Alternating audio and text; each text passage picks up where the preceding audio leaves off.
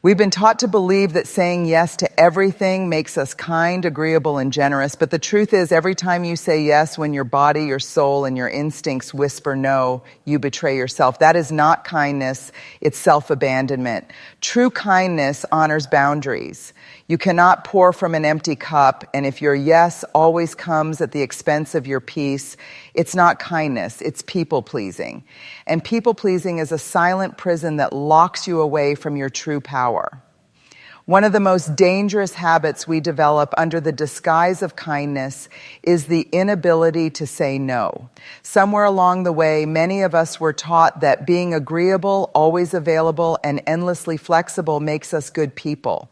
We've been conditioned to believe that saying yes keeps us lovable, safe, and connected. But here is the truth. Every time you say yes when your heart is begging you to say no, you are abandoning yourself.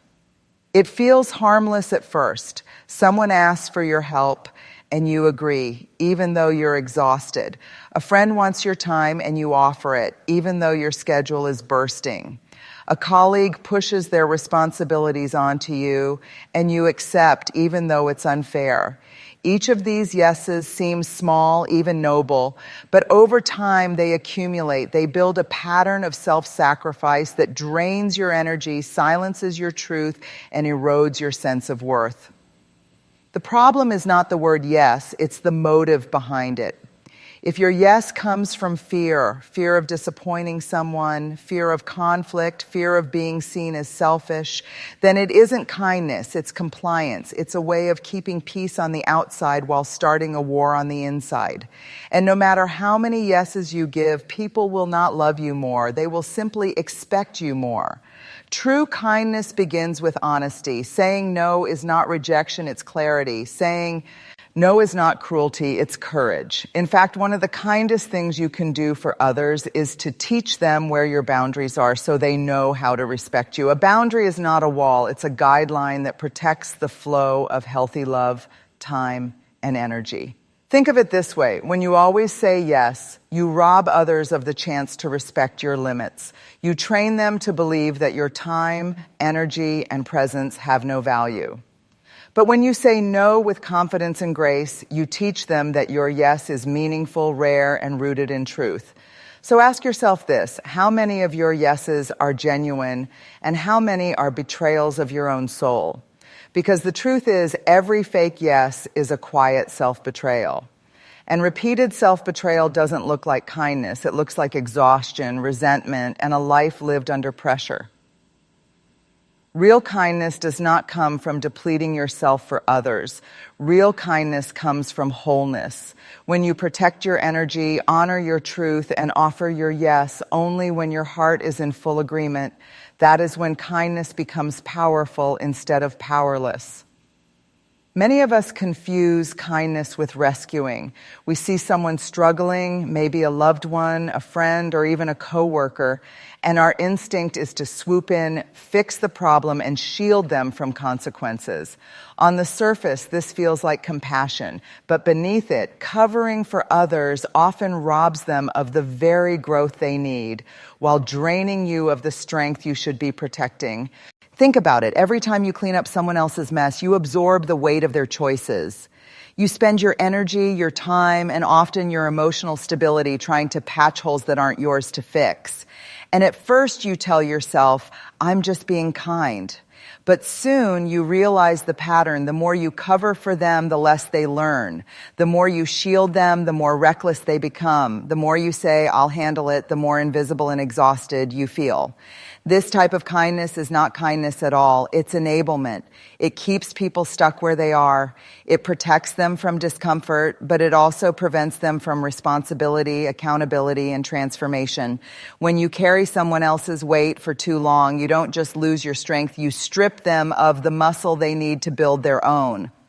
Here's the hard truth. People grow through struggle. They mature when they face the reality of their actions. When you constantly rescue, you interrupt their lessons. It's like pulling a butterfly out of its cocoon because you don't want it to struggle. You think you're helping, but in truth, you weaken its wings, leaving it unable to fly. Real kindness doesn't mean rescuing. It means respecting people enough to let them experience their own consequences.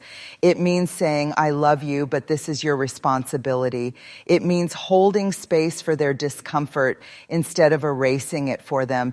It means trusting that they are strong enough to face what life has placed before them. Now, I know what you may be thinking, but if I don't help, they'll suffer. They'll be upset. They'll think I don't care. But listen closely. Protecting yourself and respecting their journey is not a lack of love. It's a deeper form of it. Because true love and true kindness refuse to feed cycles of weakness. So ask yourself, how many times have you mistaken enabling for kindness? How often have you kept someone comfortable while secretly making yourself powerless? Covering for others at your own expense does not make you a savior. It makes you a shadow of yourself. Step back. Let others face what belongs to them. That is not cruelty. It is the highest respect for both them and you. One of the most common mistakes people make in the name of kindness is avoiding conflict. You tell yourself, I won't say anything, I'll just let it go. It's not worth the fight. You stay silent, thinking you're keeping the peace. But what you're really doing is burying your truth. And buried truth always finds a way back, usually in the form of resentment, bitterness, and distance. Conflict avoidance may feel safe in the moment, but it slowly destroys relationships. Why? Because when you hide your feelings to keep others comfortable, you create a gap between what you feel and what you express. And in that gap, authenticity dies. People may like the agreeable version of you, but they don't actually know you. They know the mask you wear to keep harmony. The real danger is this: unspoken words don't disappear. They grow inside you. Every I'm fine when you're not fine, every forced smile when you're hurt, every silence when you wanted to speak, it all piles up. And one day it erupts in anger or quiet withdrawal. The relationship you were trying to protect begins to crumble, not because of too much honesty, but because of too much silence. Now let me be clear. Conflict is not cruelty. Speaking your truth doesn't mean being harsh, aggressive, or unkind. Real courage is telling the truth with love. It's looking someone in the eye and saying, I value this relationship too much to let dishonesty poison it. Conflict, when approached with respect, is not a threat to peace. It's the path to real peace. Avoiding conflict doesn't prevent pain. It's simply lie delays it. You might dodge an argument today, but tomorrow you'll feel the heaviness of being unheard. You might avoid hurting someone's feelings in the moment, but later they'll feel betrayed when... So ask yourself, do you want fake peace or do you want real connection? Because real connection requires discomfort. It requires truth. It requires the willingness to step into conflict, not as an enemy, but as a healer. True kindness is not silence. True kindness is courage. It's speaking what's hard to say with grace and compassion, even when your voice shakes. Because in the end, avoiding conflict doesn't make you kind. It makes you powerless. And stepping into conflict with love doesn't make you unkind. It makes you real. For many of us, kindness looks like carrying the weight of other people's feelings. When someone is sad, we become sad. When someone is angry, we absorb their fire. When someone is anxious, we let their storm invade our peace. We mistake this emotional absorption for empathy, but in reality, it's emotional over-responsibility. And while it feels like kindness, it quietly steals your power and leaves you drained. There's a difference between empathy and absorption. Empathy says, I see your pain, I feel with you, and I will stand beside you. Absorption says, I will take your pain as mine, I will carry your anger, I will drown in your sadness so you don't have to. But here's the truth. When you try to carry someone else's emotions, you rob them of the dignity of processing their own feelings. You step into their storm and abandon your own ground. Over time, this habit becomes exhausting. You begin to feel heavy, not because of your life, but because you've turned yourself into a container for everyone else's struggles. You become the emotional sponge of your family, your friends, your workplace. And while people may appreciate it at first, they eventually come to expect it. Your kindness becomes their crutch, and your soul becomes their dumping ground. But here's what we must understand. Holding space for someone is not the same as holding the entire burden. True kindness is presence, not possession. It's saying, I am here with you, but I am not here instead of you. It's offering compassion without surrendering your inner peace. Because the moment you believe it's your responsibility to manage another person's emotions, you step out of your power and into a role that was never yours to play. When you constantly absorb others' emotions, you lose your sense of self. You can't tell where their pain ends and where your peace begins. And eventually you feel empty, anxious, and resentful, not because you are unkind, but because you've mistaken self-sacrifice for compassion. Think of it this way. If a friend is drowning, you don't jump into the water and drown with them.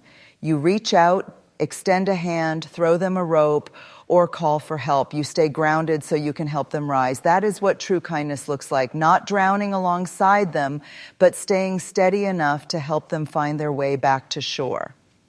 So the next time you feel tempted to carry someone else's emotions as your own, remind yourself, their feelings are not your responsibility. Your kindness is not measured by how much pain you absorb. It is measured by how much strength you bring into the room. True kindness doesn't mean becoming a sponge for suffering. It means being a light in the middle of it. We're often told that generosity is the purest form of kindness. And yes, giving is beautiful, but giving without ever allowing yourself to receive is not generosity, it's self-erasure. It's a dangerous cycle that drains you, makes you invisible, and teaches others to take you for granted. Many people believe their worth is tied to how much they can give away. They become the friend who always pays, the family member who always sacrifices, the partner who always adjusts. And at first it feels noble. You're the reliable one, the strong one, the giver.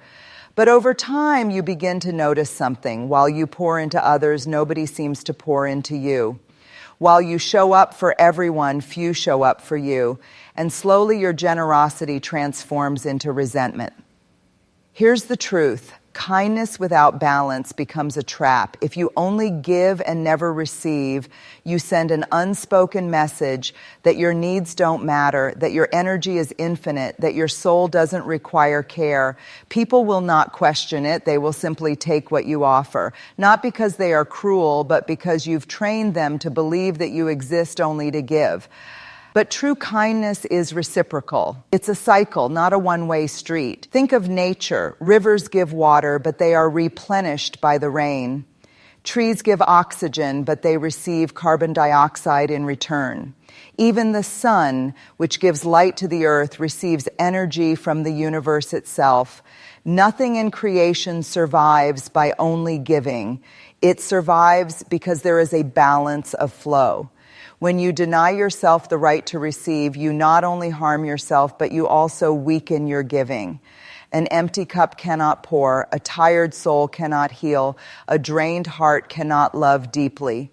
Real kindness is not about how much you can deplete yourself. It's about how much you can sustain yourself, so your giving remains genuine and strong. And here as something even deeper, refusing to receive is not humility, it's pride in disguise. It's saying, I will help you, but I don't need help. It denies others the opportunity to give back, to support you, to express their own kindness. When you always play the giver, you rob others of the joy of being generous with you. So ask yourself, do you allow others to pour into you, or do you reject every gesture with, I'm fine, I don't need anything? Do you believe that kindness only flows outward, or do you understand that it must also flow inward? Because real kindness doesn't just bless others, it honors you too. Giving without receiving is not noble, it is destructive.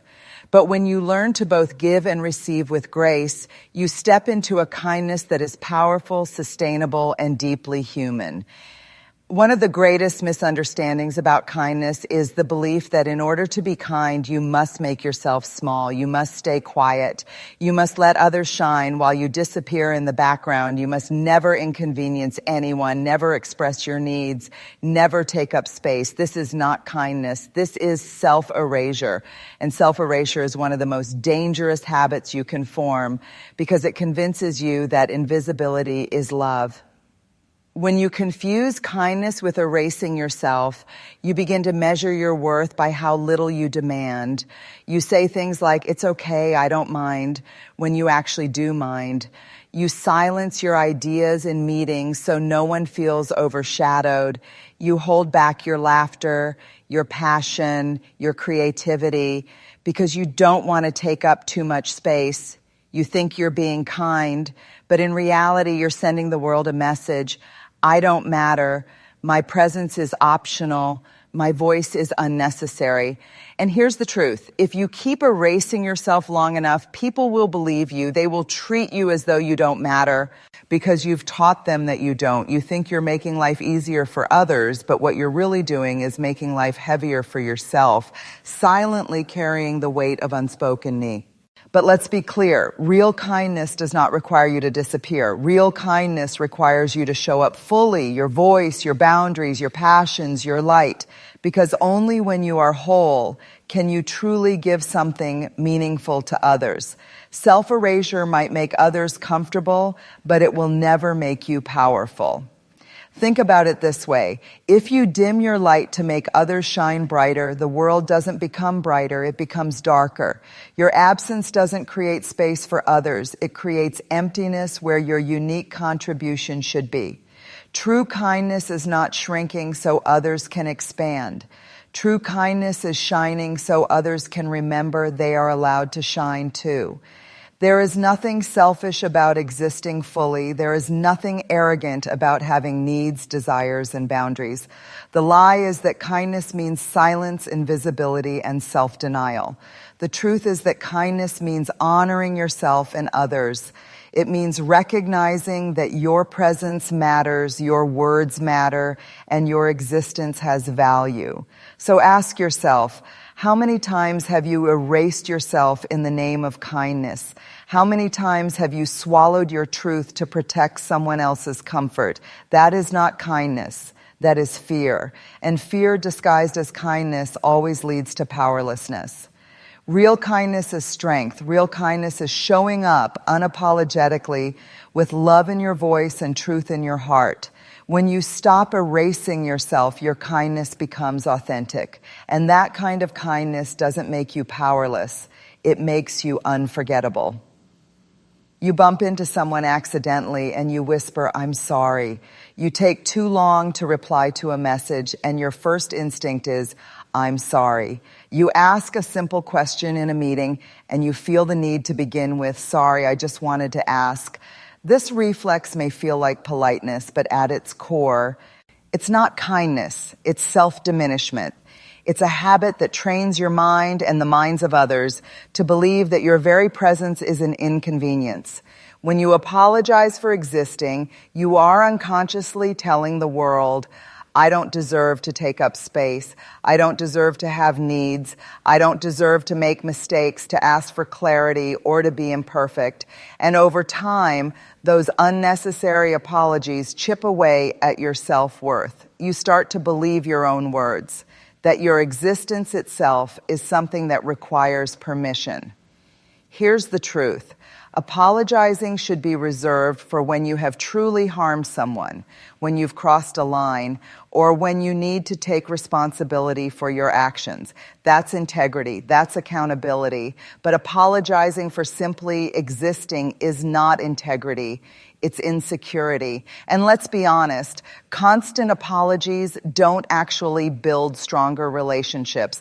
They create imbalance. People start to see you as less confident, less sure of yourself, less powerful. Your voice, your opinions, and your presence become background noise because you've trained others to expect you to shrink. Imagine the difference between these two voices in a room. One that begins every thought with, "I'm sorry, but maybe this doesn't make sense." and one that says, here's my perspective.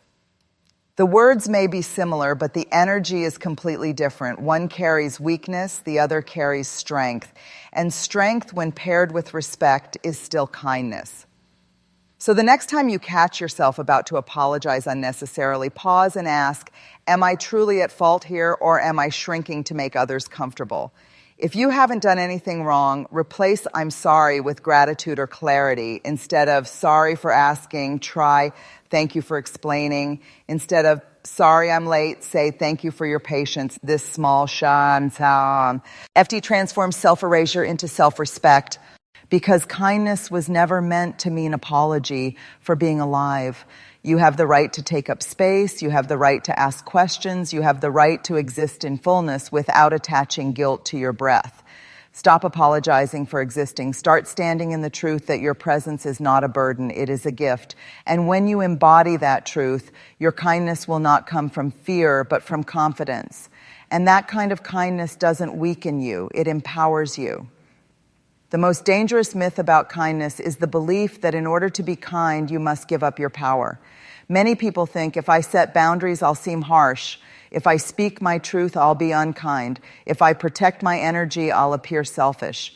But this is a lie that robs you of your strength and disguises fear as virtue.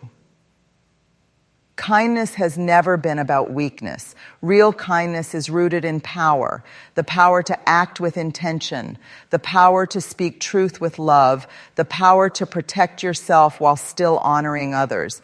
When kindness is confused with powerlessness, it becomes a shadow of itself. It is hollow. It leaves you exhausted, resentful, and invisible. Think about it. When someone truly embodies kindness, they do not apologize for existing, they do not erase themselves, and they do not surrender their boundaries. They act from a place of strength. They give when they have the capacity to give. They help without draining themselves. They speak the truth without fear of conflict. That is the essence of kindness. The misconception that power and kindness are opposites is what keeps so many people trapped in cycles of self-abandonment. You tell yourself, if I stand up for myself, I am being unkind. Or if I say no, I am selfish.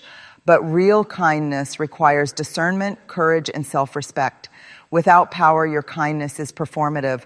With power, your kindness becomes transformative. V, you must understand this. Boundaries are not unkind. Saying no is not cruelty. Speaking your truth is not aggression. Protecting your energy is not selfishness. These acts of strength allow you to give generously, love fully, and act with intention. Power is the soil from which real kindness grows. Without it, every act of kindness becomes a drain, a mask, and a pathway to powerlessness. So refuse the lie that being kind requires surrendering your power. Stand firm in your boundaries, speak your truth with courage, and act with intention. Let your kindness flow from strength, not fear.